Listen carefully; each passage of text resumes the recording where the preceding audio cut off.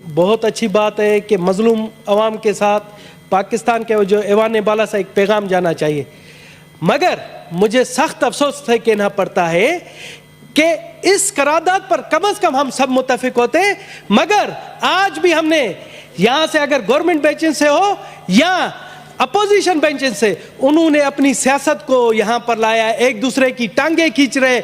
आज ये होना चाहिए था कि तमाम चीज़ें भुलाकर सिर्फ जो फ़लस्तीन के हवाले से बातें करते, मगर अफसोस की बात है, मैं समझता हूँ मेरे मुसलमान भाइयों, पहले आपस में तो मुत्तहद हो जाओ, जाकर फिर फ़लस्तीन की बात करना। आप लोग तो इधर ही एक दूसरे की टांगे खींच रहे हो, एक दूसरे के ऊपर इल्जामात लगा रहे हो, वो उस पर इल्जामात लगा रहे हैं, इन पर इल्जामात लगा रहे हैं। किसी बात पर तो मुत्तफिक हो जाओ। जनाब आला, आज 5वां महीना है, आज 5वां महीना है, इसराइल की बर्बरियत है।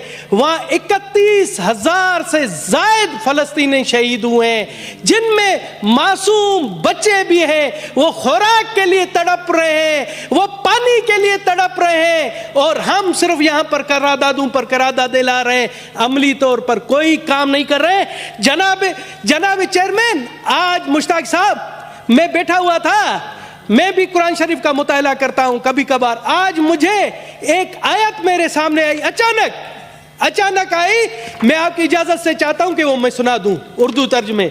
जनाब आला, सूरा नंबर 4 आयत नंबर 75, वहां कहता है, और ए मुसलमानों, तुम्हारे पास क्या जवाज है कि अल्लाह के रास्ते में और इन बेबस मर्दों, औरतों और बच्चों की खातिर ना लड़ो, जो ये दुआ कर रहे हैं कि हमारे परवरदिगार हमें इस बस्ती से निकाल लाइए जिसके बाशिंदे जुल्म तोड़ रहे हैं, और हमारे लिए अपनी तरफ से कोई हामी पैदा कर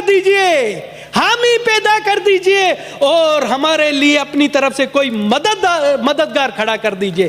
सर, गैर मुस्लिम होकर मुझे जब यह आयत आती है, मुझे शर्म आ रही है कि हम यहाँ पर सिर्फ करारदादे एयर कंडीशन माहौल में, गर्म माहौल में बैठकर कर रहे हैं, कुछ अमली तौर पर कोई काम नहीं कर रहे।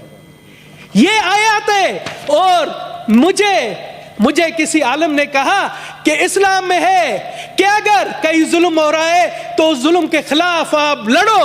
आप लड़ नहीं सकते हो तो उसके खिलाफ बोलो, आप बोले नहीं सकते हो तो उसके खिलाफ दिल में मजम्मत करो। तो क्या है, कहां पर है वो चीजें, मुझे बताएं। वहां पर कहां पर ये चीजें?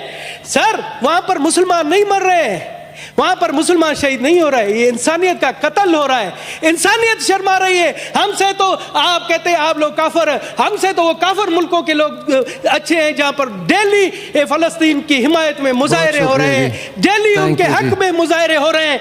जनाब आलम, मैं आपको, सर हमें मुझे दे, मैं पाकिस्तान की 1 करोड़ अक़लियती अवाम की तरफ से अपने फलस्तीनी भाइयों के साथ हूं, और हमें फख्र है, मुझे फख्र है, मेरे खानदान को फख्र है कि हमने जुल्म के खिलाफ अहले बैत की भी मदद की थी। अहले बैत हमारे यहाँ पाकिस्तान में मेहमान थे और उन पर जुल्म हुआ, उनके साथ हम मिलकर लड़े, तो हम अपने फलस्तीनी भाइयों के लिए भी हैं और उसी रवायत को बरकरार रखेंगे। यहाँ पर आप आए, सबसे पहले हम कोशिश करें कि जंग बंदी हो, वहां ये जो मासूमों का कत्ल है वो रुके, उसके लिए अमली इकदाम उठाएं।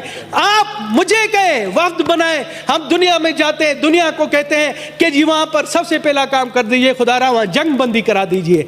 दूसरी तजवीज है कि वहां फलस्तीन के अवाम को, पाकिस्तान के वहां से 4 जहाज तो गए, मगर मैं कहता हूं कि इस ऐवान बाला से भी एक इमदादी जहाज जाना चाहिए, चाहे वो 20 करोड़ का हो। सबसे पहले धनेश कुमार ऐलान करता है, आप फंड कायम करें, इस ऐवान से 20 करोड़ का सबसे पहले 1 करोड़ रुपए का ऐलान मैं करता हूं, मैं आपके फंड में देता हूं, आप करें, हया शर्म करें, आए और फंड का ऐलान करें। धनेश ने अगर 1 करोड़ नहीं दिया, मुझ पर लानत 1000 बार। आप 20 करोड़ रुपए का करें, आप करें, इधर से हम जाएंगे और इमदाद अपने फलस्तीनी भाइयों को पहुंचाएंगे, अद्वियात पहुंचाएंगे, उनके लिए पानी राशन पहुंचाएंगे। आप करें, ऐलान करें, अगर मैंने नहीं दिया मुझ पर लानत। Thank you ji, thank you ji.